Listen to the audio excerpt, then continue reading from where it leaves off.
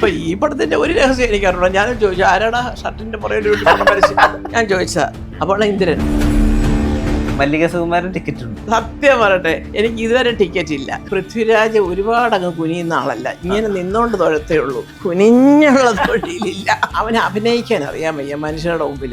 ഏറ്റവും വലിയൊരു ഉപകാരം ചെയ്തത് ഗൂഗിളും കുമാരൻ സാർ, അത് പറയാതിരിക്കാൻ വയ്യ. എനിക്കറിയാം എന്ത് ട്രോൾ ചെയ്യാലും എൻ്റെ മക്കൾക്ക് ഇവർ പറയുന്നതിലൊക്കെ കഴിവുള്ളവരാണെന്നറിയാം. ഞാൻ അങ്ങനെ എൻ്റെ കുഞ്ഞുങ്ങളെ വളർത്തിയിരിക്കുന്നു. രാജമൗലിയുടെ കൂടെ പടം ചെയ്യാണെന്നൊക്കെ അറിയുന്നു. അല്ല, ഒരു ഷെഡ്യൂള് കഴിഞ്ഞു. കാശിയിലായിരുന്നു, ഒറീസയ്ക്ക്. ഉച്ചയ്ക്ക് തുറക്കേണ്ട റെസ്റ്റോറൻറ്റ്സ് വൈകിട്ട് 7:30 ആക്കി ആദ്യത്തെ ഷോ കാണാൻ പോകാൻ വേണ്ടി. അത്രയും പ്രതീക്ഷയോടെയാണ് എമ്പുരാനെ അവർ നോക്കിയിരിക്കുന്നത്. എമ്പുരാൻ ഞാൻ പറഞ്ഞു, ആരും ഒരു വർഷത്തേക്ക് ഇനി രാജുവിനെ വിളിക്കരുത്, ശല്യം ചെയ്യരുത്. മോഹൻലാലൊന്നും ഒരു ഡ്യൂപ്പ് പോലും ഉപയോഗിച്ചിട്ടില്ല. സുജിത്ത് വാസ് ക്യാമറ, ഞാനെപ്പോഴും പറയും സുജിത്തെ നന്നായി, അയ്യോ നന്നായിരിക്കാതെ എന്ത് ചെയ്യും, ചേച്ചിയുടെ മോൻ പറയുന്നതല്ല അതുപോലെ എടുത്ത് കൊടുക്കല്ലേ. 2 മരുമക്കളോടും ഇങ്ങനെ തുടരാവൂ, അല്ലാതെ അവരുടെ ഐഡന്റിറ്റി വേറെ എന്തോ ആണെന്നൊരു ധാരണ ആർക്കെങ്കിലും ഉണ്ടെങ്കിൽ അത് തെറ്റാ. ആരും ഇല്ലാത്ത ഒരു ഐഡന്റിറ്റി ഉണ്ടാക്കാൻ ശ്രമിക്കുന്ന പെൺകുട്ടികൾ അതൊക്കെ ഉണ്ടാക്കിയിട്ടേ കല്യാണം കഴിക്കാവും. അലങ്കൃതയെ ഫോണിൽ കൂടെയുള്ള വിളിയേ ഉള്ളൂ, ഹായ് അച്ഛമ്മ, ഇത് തന്നെ. ആ കുഞ്ഞിനെ കണ്ടിട്ട് കുറച്ചു കാലമായി. ഞാൻ എപ്പോഴും പറയാം, അച്ഛൻ്റെ ഒരു ആഗ്രഹം രാജുവിലൂടെ സാധിക്കുന്നു, അത് ഉറപ്പാ. രാജുവിനെ അങ്ങോട്ട് തട്ടി വിട്ടത് സുഖം തന്നെ ആയിരിക്കും, വേറെ ആരുമില്ല. വാട്സാപ്പ് വഴി ഇംഗ്ലീഷ് പഠിക്കാൻ ഇംഗ്ലീഷ് കഫേ ഉള്ളപ്പോൾ ഇംഗ്ലീഷ് ഒരു വിഷയമേ അല്ല. English cafe presents you the perfect English. English cafe, we present you the perfect English. WhatsApp now 9633388575. മല്ലിക സുകുമാരനാണ് ചേരുന്നത്. നമസ്കാരം. നമസ്കാരം. മൂവി വേൾഡ് മീഡിയയിലേക്ക് സ്വാഗതം. മൂവി വേൾഡ് ഞാൻ ആദ്യം തോന്നുന്നല്ലേ? അതെ, ആദ്യമാണ്. ഇവിടെ ആയിരുന്നു മൂവി വേൾഡ് ഇത്ര നാൾ. ഞങ്ങള് തേടിക്കൊണ്ടിരിക്കുകയായിരുന്നു ഒരവസരത്തിന് വേണ്ടിയിട്ട്. അപ്പോൾ ഞാൻ കാണാറുണ്ട്, പക്ഷേ പറഞ്ഞല്ലേ എമ്പുരാന് കേരളത്തിൽ ടിക്കറ്റ് ഇല്ല, തമിഴ്നാട്ടിൽ ടിക്കറ്റ് ഇല്ല, കർണാടകയിൽ ടിക്കറ്റ് ഇല്ല, GCCയിൽ ടിക്കറ്റ് ഇല്ല, ലണ്ടനിലില്ല. മല്ലിക സുകുമാരൻ ടിക്കറ്റ് ഉണ്ടോ? സത്യം പറയട്ടെ, എനിക്ക് ഇതുവരെ ടിക്കറ്റ് ഇല്ല. കാരണം ചോദിച്ചപ്പോൾ പറഞ്ഞത് ഫാൻസ് എല്ലാം കൂടെ ബുക്ക് ചെയ്തെന്നോ, മൊത്തം എല്ലായിടും. പിന്നെ ആരോ പറഞ്ഞു ചേച്ചി, പിന്നെ എന്നെ ആദ്യമായിട്ട് ചേച്ചി വിഷമിക്കായിരുന്നു കേട്ടോ പറഞ്ഞ് വിളിക്കുന്നത് നമ്മുടെ സ്വയംവര സെൽസിൻ്റെ മുതലാളി ശങ്കരൻകുട്ടിയാണ്. ചേച്ചി ഷേണായസിലെ ഒരു ഷോ ഞാനും കൂടെ ഉണ്ട് അതിൻ്റെ ആഘോഷത്തിന്. ഞാൻ പറഞ്ഞു അല്ല അതല്ല, അങ്ങനെ എനിക്ക് കാണണമെങ്കിൽ തീർച്ചയായിട്ടും ആൻ്റണി എന്നെ കൊണ്ടുപോകും എന്നൊക്കെ അറിയാം. പക്ഷെ എനിക്കെന്താ അറിയോ, ഈ മോഹൻലാലും രാജുവും ഒക്കെ വരുമ്പോൾ അതിൻ്റെതായ ഒരു ബഹളവും എല്ലാം കൂടെ കാണത്തില്ല. അപ്പം എനിക്കില്ല പടമൊന്ന് സ്വസ്ഥമായിട്ട് കാണണമെന്നുണ്ട്. അതിവരുടെ കൂടെ പോയാൽ ചിലപ്പോൾ നടക്കത്തില്ല. പിന്നെ പൃഥ്വിരാജിൻ്റെ അമ്മയാണെന്നും പറഞ്ഞ് നിങ്ങൾ എന്നെ എവിടെയെങ്കിലും കണ്ടിട്ടുണ്ടോ ഒരു സെറ്റിൽ? ഇല്ല. അതാ ഞാൻ അതിനകത്തൊന്നും വിശ്വസിക്കുന്നില്ല പോലെ. ഞാൻ അമ്മയാന്നുള്ളതിന് വേറെ സർട്ടിഫിക്കറ്റ് ഒന്നും. അപ്പോൾ അതുകൊണ്ട് അവരെ ബുദ്ധിമുട്ടിക്കാതിരിക്കുക. അയ്യോ പാവം ഇനി അമ്മ അവിടെ കാണും തള്ളിയിട്ട് വീഴുവോ, ഇങ്ങനെ പല ചിന്തകളായിരിക്കും നമ്മൾ ചെല്ലുമ്പോഴേ. ഏതായാലും പക്ഷേ എനിക്ക് ഈ പടം ആദ്യ ദിവസം കാണണമെന്നുണ്ട്. അത് ഏതെങ്കിലും ഒരു തിയേറ്ററിൽ പോയത് ഞാൻ കാണും. ടിക്കറ്റായിട്ടൊന്നും കിട്ടിയിട്ടില്ല കയ്യിൽ. പക്ഷെ ഞാൻ വരുന്നു എന്ന് പറഞ്ഞാൽ ഒരു സംവിധാനം ആരെങ്കിലും ഉണ്ടാക്കും, എൻ്റെ മക്കളെങ്കിലും ഉണ്ടാക്കും. നിലവിൽ ഇതുവരെ ഒരു ടിക്കറ്റായിട്ടൊന്നും കൈ കിട്ടിയിട്ടില്ല. അയ്യോ ഒന്നുമില്ല. നോക്കുമ്പോൾ കാണാം അവിടെ ബുക്ക് ചെയ്ത് ഇവിടെ ഫുള്ളാന്ന്. എനിക്ക് ചിരി വന്നതാ, അമേരിക്കയിലെ ഫസ്റ്റ് ഷോയ്ക്ക് ടിക്കറ്റ് ഇല്ല എത്രയോ തിയേറ്ററിൽ. അപ്പോൾ ഞാൻ ഈ പഠിച്ച കോളേജിൻ്റെ ഒരു ഗ്രൂപ്പുണ്ട്, ഞാൻ പറഞ്ഞതാ, വിമൻസ് കോളേജ്. ഞങ്ങളുടെ ഗ്രൂപ്പിലുള്ള കുറേ പേര് അമേരിക്കയിലുണ്ട്, ഗൾഫിലാണ് ഒരുപാട് പേര്, UK-യിലുണ്ട്, ഓസ്ട്രേലിയ ഉണ്ട്, അയർലൻഡിലുണ്ട്. എല്ലാവരും പറയുന്നത് ഇവിടെ എല്ലാം ഉണ്ട് എമ്പുരാനെന്ന് പറഞ്ഞുകൊണ്ടിരിക്കും. അപ്പം ഞാൻ വിചാരിച്ചു ഈശ്വര, അവർ കാണുന്ന സമയത്തെങ്കിലും എനിക്കൊന്ന് കാണാൻ പറ്റണം, ഇല്ലെങ്കിൽ എല്ലാവരും ബുക്ക്. ഇപ്പോൾ UK-യിലെ ആ ടിക്കറ്റിൻ്റെയൊക്കെ ഫോട്ടോ എനിക്ക് വന്നിട്ടുണ്ട്. ആദ്യത്തെ 2 ദിവസവും 3 ഷോ വെച്ച് അത് ഫുള്ളാണ്. എന്നിട്ട് ചിലരൊക്കെ ഉച്ചയ്ക്ക് തുറക്കേണ്ട റെസ്റ്റോറൻറ്റ്സ് വൈകിട്ട് 7:30 ആക്കി ആദ്യത്തെ ഷോ കാണാൻ പോകാൻ വേണ്ടി. അത്രയും പ്രതീക്ഷയോടെയാണ് എമ്പുരാനെ അവർ നോക്കിയിരിക്കുന്നത്. അപ്പോൾ ഈശ്വര, ആ പ്രതീക്ഷകളൊക്കെ ദൈവം അതുപോലെ തന്നെ നേരെയാക്കി കൊടുക്കട്ടെ എന്ന് പ്രാർത്ഥിക്കുന്നു. എമ്പുരാൻ മലയാളത്തിലെ ഏറ്റവും മുതൽ മുടക്കുള്ള സിനിമയാണ്. നിലവിൽ ഏറ്റവും അധികം പ്രീ ബിസിനസ് നടന്ന സിനിമയാണ്. മറ്റുള്ള ഭാഷകളുടെ ആളുകൾ പോലും ഉറ്റുനോക്കുന്ന ഒരു മലയാള സിനിമയാണ്. അടുത്ത ലെവലിലേക്ക് കൊണ്ടുപോകുന്ന പ്രതീക്ഷിക്കുന്ന സിനിമയാണ്. അപ്പൊ ഇവിടെ എല്ലാം പൃഥ്വിരാജിന്റെ ഒരു കോൺഫിഡൻസ് ഉണ്ട് അദ്ദേഹത്തിന് ഈ പ്രൊജക്ടിനെ. അല്ല അത് ശരി, അതുണ്ടായിരുന്നു. ആദ്യമേ തന്നെ പറയുന്നത് ഇല്ല അമ്മ ഈ പടം അങ്ങനെയാണ് ഇങ്ങനെയാണ്, ലാലേട്ടൻ ഇത്ര ഇതായിട്ട് സഹകരിക്കുന്നില്ല, ആൻ്റണി ചേട്ടനാണ്. ആൻ്റണി ആണെങ്കിൽ എല്ലാം പറയുന്ന എല്ലാം റെഡിയാക്കി കൊടുക്കുന്ന ഒരു പ്രൊഡ്യൂസറും കൂടെ. ഓഫ് കോഴ്സ് അത് തീർച്ചയായിട്ടും ഇത്രയും വലിയൊരു ഹീറോയുടെ പടം നന്നാവുക എന്നുള്ളത് എല്ലാവരുടെയും ആവശ്യമാണ്, ആശീർവാദിനും ആവശ്യമുണ്ട്. ഇപ്പോൾ മോഹൻലാലിനെ സംബന്ധിച്ച് മോഹൻലാൽ അല്ലെങ്കിൽ തന്നെ ഒരു പാൻ ഇന്ത്യൻ സ്റ്റാറാണ്. അതിൻ്റെ കൂടെ ഇപ്പോൾ ഇതിൻ്റെ കാര്യം പറഞ്ഞപ്പോൾ കാണാം, അവിടെ എൻ്റെ ചേട്ടൻ വന്നിട്ടുണ്ട് അമേരിക്കയിൽ. അപ്പോൾ ചേട്ടൻ്റെ ഫോണിനകത്തൊരു 100 മെസ്സേജ് കിടപ്പുണ്ട്. ഇങ്ങനൊരു പടത്തിനെ പറ്റി പറയുന്നു. And we have heard that the film is directed by your പിന്നെ നെവ്യൂ, ഇതാണെന്നൊക്കെ പറഞ്ഞു. അപ്പോൾ എല്ലാവരും ഇതൊക്കെ തന്നെയാണ് ചോദിക്കുന്നത്. അപ്പോൾ അത്രയും ഒരു സംസാര വിഷയമായപ്പോൾ എത്രത്തോളം ഈ ന്യൂസ് എത്തിയിരിക്കുന്നു പലരുടെയും. അതായത് മലയാളം സിനിമ സ്ഥിരമായിട്ട് കാണാത്തവർ പോലും ഇങ്ങനെ ഒരു മലയാള സിനിമ വരുന്നു, ഡോക്ടർ എം വി പിള്ളയുടെ അനന്തരവനാണ് ഡയറക്ടർ, പിന്നെ മോഹൻലാൽ എന്ന് പറയുന്ന ഗ്രേറ്റ് ഹീറോ ആണ് അതിലെ ഹീറോ, ഭയങ്കര പടമാണത് എന്നൊക്കെ പറഞ്ഞുകൊണ്ട് ഇങ്ങനെ ന്യൂസ് കേൾക്കുന്നു എന്നുള്ളത് ഒരുപാട് പേര് പറയുക. അപ്പോൾ നമ്മൾ അത്രത്തോളം റീച്ച് റിലീസിന് മുമ്പ് തന്നെ ഈ പടത്തിന് കിട്ടിയിരിക്കുന്നു എന്നുള്ളതാണ് അതിൻ്റെ. അത് ഈ പറയുന്ന പോലെ മലയാള സിനിമയ്ക്ക് ആ തരത്തിലുള്ളൊരു മാറ്റവും ഒരു പ്രശസ്തിയും പേരും എല്ലാം കൊണ്ടുവരാൻ ആശീർവാദ് സിനിമയ്ക്കും മോഹൻലാലിനും പൃഥ്വിരാജിനും കഴിയട്ടെ എന്ന് ഞാൻ പ്രാർത്ഥിക്കുന്നു. എമ്പുരാന്റെ ബഡ്ജറ്റ് അത് മലയാള സിനിമ ഇതുവരെ കേട്ടുകേൾവി വലിയ അവര് പുറത്തുവിട്ടിട്ടില്ലെങ്കിലും ഒരു വലിയൊരു ബഡ്ജറ്റ്. അപ്പൊ ഇത് എടുക്കുന്ന ഒരു റിസ്കോ അല്ലെങ്കിൽ ഇത് എടുക്കുന്ന ഒരു ഉത്തരവാദിത്വമോ ഒന്നും പൃഥ്വിരാജിന്റെ ഇതുവരെ ഒരു ടെൻഷനായിട്ട് നമ്മൾ കണ്ടിട്ടില്ല. കോൺഫിഡൻസ് ഇതിന് അദ്ദേഹത്തെ പ്രാപ്താക്കുന്ന അദ്ദേഹത്തിന്റെ പ്ലാനിങ് ആണോ? തീർച്ചയായിട്ടും അതെ. കാരണം രാജു ഒരു പടം പ്ലാൻ ചെയ്യുമ്പോഴേ ഇന്നതുപോലുള്ള കാര്യങ്ങൾ ചെയ്യണം, ഇച്ചിരി പൈസ ചിലവാ ചേട്ടാ നല്ലത്, അങ്ങനെ പോന്നാ നല്ലത് എന്ന് പറഞ്ഞിട്ട് അങ്ങ് പോകുന്നെങ്കിൽ അതിൻ്റെ അർത്ഥം അവന് വിശ്വാസമുണ്ട്, കൈനഷ്ടം വരാതെ എന്തെങ്കിലും തരത്തിൽ കൂടെ ദൈവം അത് കൊണ്ടുവരും, ഇത് പടം അത് കിട്ടും. കാരണം അത്രയ്ക്ക് പ്ലാൻ ചെയ്ത് ഓരോ സ്ഥലത്തും റിലീസ് അടക്കമുള്ളത് ആൻ്റണിയും മോനും നമ്മുടെ മോഹൻലാലും അവരുടെ കമ്പനിയും അവരുമായിട്ട് സഹകരിക്കുന്ന ഡിസ്ട്രിബ്യൂഷൻ കമ്പനി എല്ലാവരും ഒന്നിച്ചിരുന്ന് തന്നെ പ്ലാൻ ചെയ്യുന്ന, അല്ലാതെ അവനിട്ടേച്ച് പോയി ഇവരുടെ ഏറ്റവും വലിയൊരു ഉപകാരം ചെയ്തത് ഗൂഗിളും കുമാരൻ സാർ. അത് പറയാതിരിക്കാം. എനിക്ക് അദ്ദേഹത്തിന് ഞാൻ ഈയിടെ അദ്ദേഹത്തിൻ്റെ കൂടെ എനിക്ക് അദ്ദേഹമാണ് എനിക്കൊരു അവാർഡ് തന്നതൊക്കെ, അതിപ്പോഴല്ല 5-6 മാസം മുമ്പാണ് ഞാൻ പറയുന്നത്. അപ്പോൾ ആ ഒരു കൂട്ടായ്മയിലൂടെ അവന് കിട്ടുന്നൊരു കോൺഫിഡൻസ് ഉണ്ടല്ലോ. ഞാൻ സംവിധാനം ചെയ്ത ഒരു പടം, ഓഫ് കോഴ്സ് ലാലിനോടും അല്ലെങ്കിൽ ലാലുവിനോടും ആൻ്റണിയോടുമുള്ള സ്നേഹവും അടുപ്പവും ഒരു ഭാഗത്ത്, എങ്കിലും ഇതിൻ്റെ ഡയറക്ടർ ഒരു കൊച്ചു പയ്യനാ എന്തായി പോകും എന്ന് തോന്നിച്ചില്ലല്ലോ ആർക്കും. അത് ഒന്നാമത്തെ കാര്യം. ലൂസിഫർ, പിന്നൊന്ന് മോഹൻലാലിന് അവനെക്കുറിച്ചുള്ള അഭിപ്രായങ്ങൾ, ആൻ്റണിക്കുള്ളത്, ഇതൊക്കെ വലിയ പ്ലസ് പോയിന്റ്സ് ആണെന്നല്ല. അപ്പോൾ ഇതൊക്കെ വെച്ചുകൊണ്ട് ഈ പറയുന്ന പോലെ ബജറ്റ് ഒരു പ്രശ്നമാക്കാതെ ഒരു പടം എടുത്തു. പക്ഷേ രാജുവിന് നല്ല വിശ്വാസമുണ്ട് ആ ബജറ്റ് കൈ നനയാതെ അല്ലെങ്കിൽ ഒരു നഷ്ടം വരാതെ അത് ആൻ്റണിക്ക് തിരിച്ചു കിട്ടുമെന്നുള്ള കോൺഫിഡൻസ് ഉണ്ട്. അത് എനിക്കും ഉണ്ട്, തീർച്ചയായിട്ടും കിട്ടും. ഈ സിനിമയിലെ ഒരു പ്രധാന ഘട്ടത്തിൽ അല്പം പ്രശ്നം വന്നപ്പോഴാണ് ഗോകുലം ഗോപാലൻ ഇടപെടുന്നത് നമ്മളൊക്കെ മനസ്സിലാക്കിയിട്ടുള്ളത്. ആ സമയത്ത് മല്ലികമ്മ ഇതുപോലെ പൃഥ്വിരാജിനോടും ആന്റണി പെരുമാറിനോടൊക്കെ സംസാരിച്ചിരുന്നു. ശരിക്കും അങ്ങനത്തെ പ്രശ്നം? ഞാൻ അങ്ങനത്തെ ബിസിനസ് കാര്യങ്ങളൊന്നും ഞാൻ സംസാരിക്കാറ്. പക്ഷെ എനിക്ക് ഗോപാലൻ തന്നെ അറിയാവുന്നത് കൊണ്ടും അല്ലാതെ എനിക്ക് പരിചയമുള്ളത് കൊണ്ടും ഞാൻ അന്നേരം കേട്ടെന്ന് വെച്ചാൽ ഈ ലൈക്ക പ്രൊഡക്ഷൻസിന് കുറച്ച് എന്തോ ഒരു ഫിനാൻഷ്യൽ കമ്മിറ്റ്മെന്റ്സ് കൂടി. 2 പടം വന്നില്ലേ, രജനി സാർ പടം പിന്നെ അജിത്തിന്റെ പടം. അപ്പൊ പെട്ടെന്ന് അവർക്ക് ഇത് റിലീസ് ചെയ്യണം എന്ന് പറഞ്ഞപ്പോൾ ഉള്ളൊരിതാണ്. പക്ഷെ എന്നാലും അവരെ കൊണ്ടാവുന്ന സഹായങ്ങളെല്ലാം അവരിപ്പോൾ ചെയ്യുന്നു എന്നാണ് ഞാനും കേട്ടറിയുന്നതും വായിച്ചറിയുന്നതും. അപ്പോൾ അത് അന്നും. പക്ഷെ ഗോപാലൻ ചേട്ടൻ അതുകൊണ്ടൊന്നും അല്ല. ഇങ്ങനെ ഒരു പടം വന്നപ്പോൾ അത് ചേട്ടന് വ്യക്തിപരമായ അടുപ്പങ്ങൾ അതിനൊരു മുൻഗണന കൊടുത്തു. പിന്നെ ഞാൻ പറഞ്ഞിട്ടില്ല, ഈശ്വര എൻ്റെ മക്കൾ പോലും അടുത്തില്ലാത്ത സമയത്ത് എറണാകുളത്തുനിന്ന് എനിക്ക് ഹോസ്പിറ്റലിൽ എത്താനായിട്ട് ഗോപാലൻ ചേട്ടൻ എനിക്ക് ക്യാരവൻ വരെ അയച്ചെന്ന് കടന്നു വരാൻ. എൻ്റെ മക്കൾ പോലും സ്ഥലത്തില്ല അപ്പോഴും.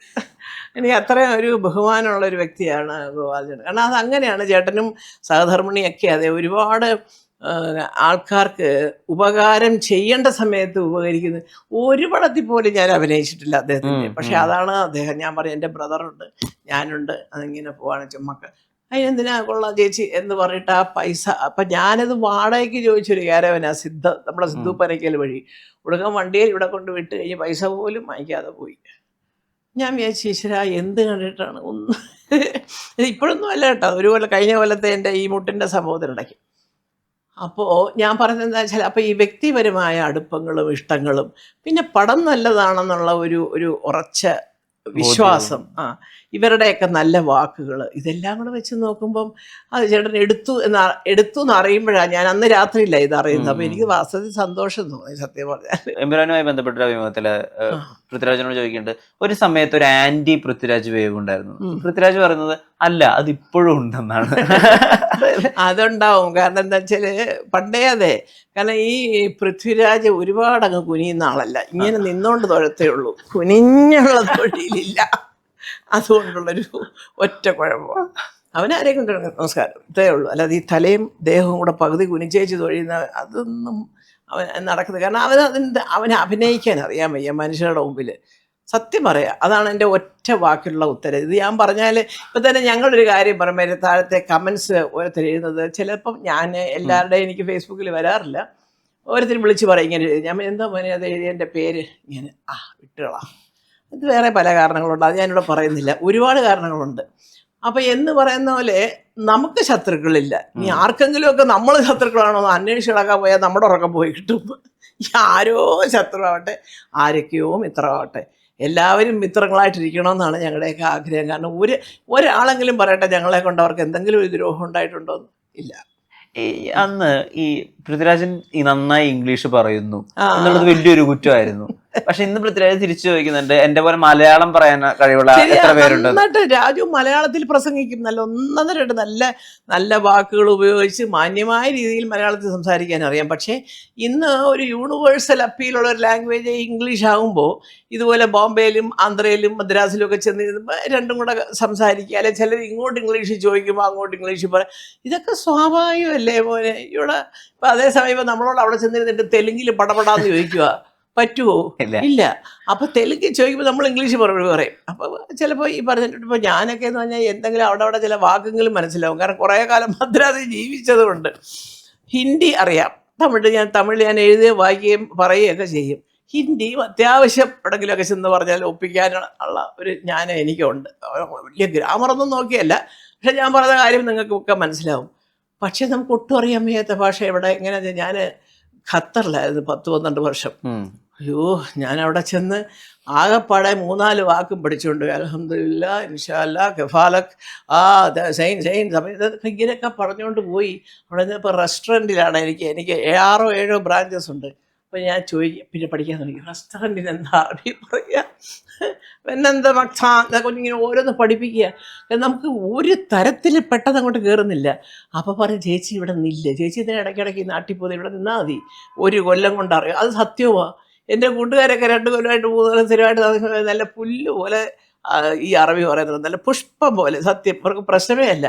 അപ്പം ഞാൻ മനസ്സിലാക്കുന്നത് വെച്ചാൽ നമ്മൾ അവരുടെ കൂടെ ജീവിക്കുകയാണെങ്കിൽ സ്വാഭാവികമായിട്ട് നമ്മൾ പഠിക്കും കുറച്ച് വാക്കുകളൊക്കെ. മനസ്സിലായില്ലേ? ഇപ്പം ഫ്ലൈറ്റ് കയറുമ്പോൾ ശുക്രൻ ആദ്യമൊക്കെ ശുക്രനോ എന്തോ ശുക്രൻ ചോദിച്ചിട്ടുണ്ട്. പിന്നെ മനസ്സിലായി താങ്ക്സ് എന്നുള്ളതിനാണ്. അതാ ഞാൻ അപ്പം അത് കുറേ പ്രാവശ്യം കേൾക്കുമ്പോൾ നമ്മളിങ്ങനെ പഠിക്കുക, അത്രയേ ഉള്ളൂ. അതുപോലെ ഇംഗ്ലീഷ് പറഞ്ഞു, അത് ഇപ്പം മലയാളത്തിൽ നല്ല ഒന്നാം തരമായിട്ട് സംസാരിക്കുന്ന ആളാണ് പൃഥ്വിരാജും ഇന്ദ്രജിത്തും. പിന്നെ സാഹചര്യം അനുസരിച്ച് അവർ ഭാഷ മാറ്റും, അതെല്ലാവരും അങ്ങനെയല്ലേ.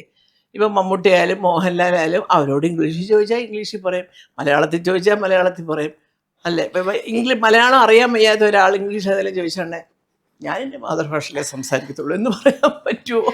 2007-2008 കാലഘട്ടമുണ്ട് പൃഥ്വിരാജിന്റെ. ഇത്രയധികം, അതായത് ട്രോളൊക്കെ കണ്ടുപിടിച്ചിട്ട് അത് ഉപയോഗിക്കപ്പെട്ട നടൻ തന്നെ പൃഥ്വിരാജ്. തീർച്ചയായിട്ടും. എത്രയോ, അതായത് അദ്ദേഹത്തെ സാധാരണ ഒരാളാണ് കാണുന്നതെങ്കിൽ തകർന്നു പോകേണ്ട ഒരു അവസ്ഥയാണ്.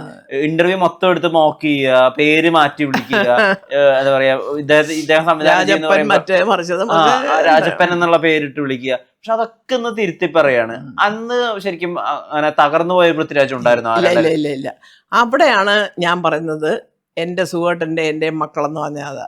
ഞാനും തളർന്നില്ല, അവരും തളർന്നില്ല. ഞാൻ ഒരു വാചകം പറഞ്ഞു, ഈ ട്രോളിയന്മാരൊക്കെ ട്രോളിക്കോട്ട് പോടുമ്പോൾ അതൊക്കെ മൈൻഡ് ചെയ്യാതെ വിട്. ഇതിനെല്ലാം തിരിച്ചവർ അയ്യോ വേണ്ട മിണ്ടായിരുന്നാൽ മതിയായിരുന്നു എന്ന് അവർക്ക് തോന്നും, പുറത്ത് പറഞ്ഞില്ലെങ്കിലും. പുറത്ത് പറയണമെങ്കിൽ ഇപ്പോൾ ഈ മോഹൻലാലിൻ്റെ കാര്യം പറഞ്ഞാൽ ഒരു വിശാല മനസ്സ് വേണം. ഇന്നിപ്പോൾ ഞാൻ കണ്ടു നമ്മുടെ മൈത്രേയൻ സാർ എന്തോ ഒരു ഇൻ്റർവ്യൂവിൽ പറഞ്ഞപ്പോൾ എന്തോ രാജുവിൻ്റെ ഒരു പടത്തിനെ കുറിച്ച് പറഞ്ഞ് ഇന്ന് അദ്ദേഹം പരസ്യമായിട്ട് ഫേസ്ബുക്കിൽ മാപ്പ് പറഞ്ഞിട്ടുണ്ട്. മൈത്രേയൻ സാറിനെ പോലൊന്നും ഒരാൾ അങ്ങനെയൊന്നും പറയേണ്ട ഒരു കാര്യമില്ല. അദ്ദേഹത്തിൻ്റെ വലിയ മനസ്സിൻ്റെ ഒരു ഇതാണ്. അത് തെറ്റായിപ്പോയെന്ന് തോന്നുമ്പോൾ അത് സമ്മതിക്കാനുള്ള മനസ്സ്, അത് 100-ൽ ഒരു 25% ആൾക്കാർക്ക് പോലും അതില്ല. പറഞ്ഞത് ശരിയാണെന്ന് വാദിക്കുന്നവരാണ് ഇവിടെ എല്ലാം. അതും പ്രത്യേകിച്ച് സോഷ്യൽ മീഡിയയിൽ കുറേ മന്നന്മാർ, ഞാൻ പറയാതെ പേരറിയാമല്ലോ, അയ്യോ എൻ്റെ അമ്മ. അപ്പോൾ അതുകൊണ്ട് ഞാൻ പറയുന്നത്, അന്നും തളർന്നിട്ടില്ല. പക്ഷെ അവന് വിശ്വാസം ഉണ്ടായിരുന്നു. അതൊക്കെ അങ്ങനെ കിടക്കുമേ. ഇപ്പോൾ അത് അവനറിയാം ഇതെല്ലാം ഓവർകം ചെയ്തവൻ വരുന്നത്. അത് ഈയിടെ എൻ്റെ അടുത്ത് മനോരമയിൽ ആരോ പറഞ്ഞു, ജോണി ലൂക്കോസിന് കൊടുത്തിരിക്കുന്ന ഒരു ഇൻ്റർവ്യൂവിൽ, ഞാൻ 20 വർഷം കഴിയുമ്പോൾ ഇങ്ങനെ ആവും, അതാവും, ഇതിൻ്റെ ബ്രാൻഡ് അംബാസഡർ പോലെ ആവും, നല്ല പടങ്ങൾ നിർമ്മിക്കുന്ന പ്രൊഡക്ഷൻ ഹൗസ് വേണം, സംവിധാനം ചെയ്യണം, നല്ല കഥ. ഈ പറഞ്ഞ 20 കൊല്ലം മുമ്പെടുത്ത ഇൻ്റർവ്യൂ. പക്ഷെ അതെല്ലാം അദ്ദേഹം ഇപ്പം നടത്തിയില്ലേ ചേച്ചിന്ന് അവർ ചോദിച്ചു. അതെ. അപ്പം ആ വിശ്വാസം എനിക്കറിയാം. എന്ത് ട്രോളിയാലും എൻ്റെ മക്കൾക്ക് ഇവർ പറയുന്നതിലൊക്കെ കഴിവുള്ളവരാണെന്നറിയാം. ഞാൻ അങ്ങനെ എൻ്റെ കുഞ്ഞുങ്ങളെ വളർത്തിയിരിക്കുന്നത്. ആ വിശ്വാസം എനിക്കുണ്ട്. ഈ രാജമൗലിയുടെ കൂടെ പടം ചെയ്യാണെന്നൊക്കെ അറിയുന്നു. അതെ. അത് പക്ഷെ ആള് സമ്മതിച്ചിട്ടില്ല എവിടെയും. അല്ല, ഒരു ഷെഡ്യൂള് കഴിഞ്ഞു. കാശിയിലായിരുന്നു, ഒറീസയ്ക്കാണ്. കാശിയിൽ കഴിഞ്ഞു. ഇപ്പൊ അടുത്തത് മെയിലെങ്ങാണ്ട്. തെലുങ്ക് ഡയലോഗുകൾ പഠിക്കാൻ പോലും വലിയ ശ്രമം നടത്തുന്നുണ്ട് എന്നൊക്കെ കേൾക്കുന്നു. രാജു തന്നെയാണ് ഡബ് ചെയ്തത്, വേറെ ആരെ കൊണ്ടും ഡബ് ചെയ്യിക്കില്ല. തെലുങ്കും അതെ, തമിഴും അതെ, ഹിന്ദി അതെ, മലയാളവും അതെ, എല്ലാ ഭാഷയും. കന്നഡ പോലും അവൻ പഠിച്ചു പറഞ്ഞു. അത് അങ്ങനെ ഒരു ഇതുണ്ട് കേട്ടോ. തലേ ദിവസം സ്ക്രിപ്റ്റ് കൊണ്ടുവരാൻ പറയും, എന്നിട്ട് അത് ടേപ്പിൽ ആ ഡയലോഗ് കേട്ട് അവന് പെട്ടെന്നൊരു ക്യാച്ചിയാണ് ആള്, പറയാതിരിക്കാൻ വയ്യ. തെലുങ്കെല്ലാം പറയും. അപ്പോൾ ഇപ്പൊ കുറച്ച് തെലുങ്കൊക്കെ കേട്ടാലും അറിയാം. ഞാൻ പറഞ്ഞത് നീ എന്നെക്കാട്ടി തെലുങ്ക് പഠിക്കുന്നുണ്ട് കേട്ടോ എന്നൊക്കെ ഞാൻ പറയാറുണ്ട്. ഇനിയിപ്പോ ആ സിനിമയും കൂടി കഴിയുമ്പോ അദ്ദേഹം പറഞ്ഞ, അതായത് 3 ഭാഷകളിലും ഇന്ത്യയിൽ ഏറ്റവും അധികം വിലമതിപ്പുള്ള താരം, അതും കൂടി ഓക്കെ ആവും. അപ്പൊ ഏറ്റവും സക്സസ്ഫുൾ ആയിട്ടുള്ള ഒരു മകന്റെ അമ്മ അങ്ങനെ ആലോചിക്കാറുണ്ട്? അയ്യോ എൻ്റെ മോനെ, സക്സസ്ഫുൾ ആവുന്ന എത്രയോ അമ്മമാർ സക്സസ്ഫുൾ ആയിട്ട് പല വിദ്യാഭ്യാസ മേഖലയിൽ എത്ര പേരുടെ പ്രശസ്തരായല്ലേ. ഞാൻ എപ്പോഴും പറയും, ഇപ്പം എൻ്റെ ചേട്ടൻ തന്നെ അമേരിക്കയിൽ പിന്നെ WHO വരെ നോമിനേറ്റ് ചെയ്തിരിക്കുന്നത് ക്യാൻസറിൻ്റെ ഏറ്റവും വലിയ ഡോക്ടറാണ്, ഓങ്കോളജി. അപ്പം അത് കാണുമ്പോൾ എൻ്റെ അച്ഛനും അമ്മയും ഇന്നില്ല, പക്ഷെ എന്നാലും ചേട്ടൻ്റെ ഒരു ഉയർച്ച തുടങ്ങുന്നിടം വരെ അവരുണ്ടായിരുന്നു. ഒരുപാട് സന്തോഷിക്കും. ഇന്ന് ഞങ്ങൾ സന്തോഷിക്കുകയാണ്, ഇതാണല്ലോ നമ്മുടെ ചേട്ടൻ, ഈ ചേട്ടൻ്റെ അനിയത്തിയാണല്ലോ നമ്മൾ. അപ്പോൾ ഈ പറയുന്ന പോലെ കഴിവ് കൊണ്ട് വളർന്നിട്ടൊരു അംഗീകാരം കിട്ടുക എന്ന് പറയുമ്പം അത് ഒരു കുടുംബത്തിലുള്ള എല്ലാവർക്കും അത് സന്തോഷമാണ്. ഞാൻ എപ്പോഴും ഓരോ വിജയത്തിലും എൻ്റെ മക്കൾക്ക് വരുമ്പോൾ ഞാൻ വിചാരിക്കും, ഈശ്വര ഓരോ പടി ചവിട്ടി കയറുമ്പോഴും സുഖമായിട്ട് അവനെ നോക്കിക്കോണം. അവൻ്റെ ദൈവത്തിനോടും പറയും, അവൻ്റെ ആരോഗ്യം, അവൻ്റെ ഒരു ആ പ്രസൻസ് ഓഫ് മൈൻഡ്, ബുദ്ധി, ഇതെല്ലാം, ശരീരസുഖം, ഇതെല്ലാം അവന് കൊടുക്കണം. എന്നെങ്കിലല്ലേ അവൻ ഇനിയും വളരട്ടെ. ഒരമ്മ എന്നുള്ള നിലയിൽ മക്കൾ എത്രത്തോളം വളരുന്നോ അത്രത്തോളം നമുക്ക് സന്തോഷം. ഞാൻ പക്ഷേ ഓരോ വളർച്ചയും ഞാൻ കൂടുതൽ താഴോട്ട് ഇറങ്ങിയിട്ട് ദൈവത്തിനെയാണ് വിളിക്കുന്നത്. നമുക്കങ്ങനെ ഒരുപാട് പേരൊന്നും വിളിക്കാനില്ല. ഉണ്ടായിരുന്ന ഒരാളെ വിളിച്ചുകൊണ്ട് പോയി ദൈവം അവിടെ ഇരുത്തിയിട്ടുണ്ട്. അപ്പോൾ 2 പേരും കൂടെ കേൾക്കാൻ ഞാൻ ഇവിടെ ഇരുന്ന് പ്രാർത്ഥിക്കും, എല്ലാം നോക്കിക്കോണം, എനിക്ക് നോക്കാവുന്ന ഒരു പ്രായവും പരിധിയൊക്കെ ഉണ്ട് എന്ന് പറയാറുണ്ട്. തീർച്ചയായിട്ടും അത് അവരുടെ അധ്വാനം തന്നെയാണ് അതിൻ്റെ ഒരു, അതിന് ദൈവം അനുഗ്രഹിക്കുന്നത് തന്നെയാണ്. ഈ സുഖുചേട്ടൻ അവസാനമായിട്ട് ചെയ്യാൻ പോയ സിനിമയിൽ മനോജ് കെ ജയനും മുരളിയും പാടം പൂത്ത കാലം. അതായിരുന്നു സിനിമയുടെ പേര്. അതിൻ്റെ സ്ക്രിപ്റ്റ് അത് ശരിക്കും പക്ക കുടുംബകഥ, ഒരു നാട്ടുമ്പുറം, നല്ല കഥയാണ്. പക്ഷേ ഒരു നാട്ടിൻപുറത്തെ കഥ. അതിൻ്റെ കമ്പോസിങ് നമ്മൾ കോട്ടയത്ത് വെച്ച് തുടങ്ങാനൊക്കെ ഇരിക്കുകയായിരുന്നു, സംഗീതം. ഇത്രയൊക്കെ അറിയായിരുന്നല്ലേ? അയ്യോ, ഞാനുണ്ട് അതിൻ്റെ ഫൈനൽ സ്ക്രിപ്റ്റ് കോപ്പി എടുക്കുമ്പോഴൊക്കെ നമ്മുടെ വീട്ടിൽ വെച്ചായിരുന്നു. റെജി എന്ന് പറഞ്ഞിട്ട് കോട്ടയത്തുണ്ടായിരുന്നേ. അപ്പോൾ പുള്ളിയായിരുന്നു അതിൻ്റെ സ്ക്രിപ്റ്റ് എഴുതാൻ വന്നത്. എനിക്കൊന്ന് പുള്ളി അന്ന് അസിസ്റ്റന്റ് ഡയറക്ടർ, അസോസിയേറ്റ് ഡയറക്ടറൊക്കെ ആയിട്ട് നിൽക്കാം എന്നൊക്കെയുള്ളൊരു പ്ലാനില്ല. CMS കോളേജിൽ നമ്മുടെ അനിയൻ എന്ന് പറഞ്ഞാൽ എല്ലാവരും വിളിക്കുന്ന ഒരാളുണ്ട്, അദ്ദേഹമാണ് പാട്ട് എഴുതിയത്. അത് സുഖമായിട്ട് നന്നായിട്ട് പാട്ട് കമ്പോസ് ചെയ്തത്, എഴുത്തും വായനയല്ല, അതൊക്കെ എല്ലാം ഓൾമോസ്റ്റ് അതൊക്കെ റെഡിയായി. അപ്പോഴാണ് ആർട്ടിസ്റ്റുകളുടെ ഡേറ്റ് ഒക്കെ നോക്കിയിട്ട് തുടങ്ങാമെന്നും പറഞ്ഞിരുന്ന സമയത്താണ് ഇതൊക്കെ സംഭവിച്ചത്. അപ്പം ഞാൻ എപ്പോഴും പറയും, അച്ഛൻ്റെ ഒരു ആഗ്രഹം രാജുവിലൂടെ സാധിക്കുന്നു എന്ന്. അത് ഉറപ്പാണ്. രാജുവിനെ അങ്ങോട്ട് തട്ടി വിട്ടത് സുഖം തന്നെ ആയിരിക്കും, വേറെ ആരുമില്ല. ഇന്ദ്രജിത്തിനെ പലപ്പോഴും ഈ അണ്ടർ യൂസ്ഡ്, അതായത് ഇനിയും ഉപയോഗിക്കപ്പെടാത്ത, അല്ലെങ്കിൽ ഇനിയും കഴിവിനനുസരിച്ച് വേഷങ്ങൾ കിട്ടാത്ത, അങ്ങനെ തോന്നാറുണ്ട്. മല്ലികമ്മയ്ക്ക് ഇന്ദ്രജിത്തിന് അങ്ങനെ തോന്നിയിട്ടുണ്ടോ? അതായത് അല്ല, ഇന്ദ്രൻ അസാധ്യ ആർട്ടിസ്റ്റാണ്. കാരണം അവനെല്ലാം ചെയ്യും, കോമഡിയും സീരിയസും ഒക്കെ. ഞാൻ ഖത്തറിൽ പോകുമ്പോൾ എല്ലാവർക്കും ഇന്ദ്രനെ വലിയ കാര്യമാണ്. കാരണം ഇന്ദ്രൻ എൻ്റെ കൂട്ട് കുറച്ച് ചിലപ്പം കൂടല്ല, രാജുവിൻ്റെ കൂട്ട് മിണ്ടാതിരിക്കത്തില്ലല്ലോ. അയ്യോ, ആരെങ്കിലും വഴിയെ കിട്ടാൻ അയ്യോ എങ്ങോട്ട് പോകുന്ന പോലെ അങ്ങ് തുടങ്ങും. രാജു നേരെ തിരിച്ചാ, നമ്മൾ അങ്ങോട്ട് കയറി പറയണം, ഞാൻ അതുവരെ ഇത് പോയിട്ട് അങ്ങനെ ആട്ടെ. ഇതാണ് രണ്ടിൻ്റെ വ്യത്യാസം. അപ്പോൾ അതുകൊണ്ട് ഞാൻ ദോഹയിൽ പോകുമ്പോഴെല്ലാം ഇങ്ങനെ ചോദിക്കും.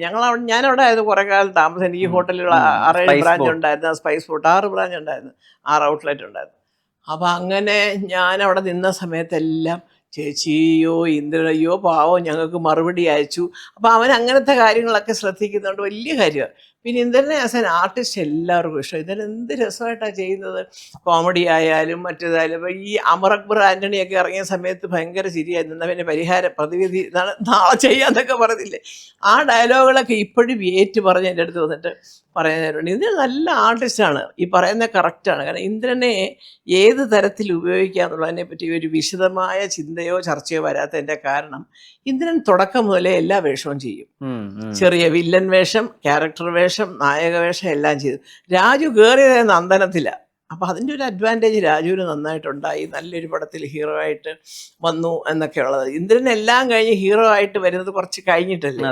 അപ്പോൾ അതുകൊണ്ട് തന്നെ ഇപ്പോഴും 2 ഹീറോയിലുള്ളതിനകത്ത് ഒന്ന്, പിന്നെ അല്ലെങ്കിൽ ഒരു നല്ല ക്യാരക്ടർ, ഇത് ഇങ്ങനെ അമ്മാവൻ്റെ ഇങ്ങനെ ഒരുപാട് വേഷങ്ങൾ അവന് ഇപ്പം. പക്ഷേ ഹീസ് വെരി ബിസി. കാരണം അവനിപ്പം അനുരാഗ് കശ്യപിൻ്റെ ഹിന്ദിയിൽ ഹീറോ ആണ്. പിന്നെ ഏതാണ്ട് തെലുങ്ക് ഒരു വെബ് സീരീസും തമിഴ് വെബ് സീരീസും ഇതിനിടയ്ക്ക് ട്രിഷയായിട്ടുണ്ടായിരുന്നു. അതെ. അപ്പൊ അതിങ്ങനെ കുറെ ഇങ്ങനെ ഓടി നടക്കുന്നുണ്ട്, എല്ലായിടത്തും അങ്ങ് തിരക്കാ. 3 ചെറുമക്കളെ പറ്റി കൂടി ചോദിച്ചോട്ടെ. ഈ അലങ്കൃത അച്ഛമ്മയുമായി എത്ര അടുത്ത് നിൽക്കുന്നു? അലങ്കൃത അച്ഛമ്മയുമായിട്ട് അടുത്ത് നിൽക്കുമായിരുന്നു ഇവിടെ താമസിക്കുന്നിടം വരെ. ഇപ്പൊ അദ്ദേഹത്തിന് ഏതാണ്ട് ടെസ്റ്റ് എഴുതിയപ്പോൾ ഏതാണ്ട് അംബാനിയുടെ സ്കൂളിലെങ്ങാണ്ട് അഡ്മിഷൻ കിട്ടി അങ്ങ് പോയി. ഞാൻ വേണമെങ്കിയിരിക്കുക. ഞാൻ പറഞ്ഞു പിന്നെ ഇപ്പൊ അവിടെ പഠിച്ചില്ലെങ്കിൽ അവിടെ പഠിച്ചവരാണോ ഇവിടെ ലോകത്തിലെ മഹാൻ എന്നൊക്കെ പറഞ്ഞ് ഞാൻ എൻ്റെ സങ്കടം പറയുന്നതാണ്, അല്ലാതെ കുറ്റപ്പെടുത്തല്ല. അപ്പൊ ഞാനിങ്ങനെ പിള്ളേരെ കാണാനൊക്കാത്തൊരു പ്രയാസം എനിക്കുണ്ട്, അലങ്കൃതയൊക്കെ.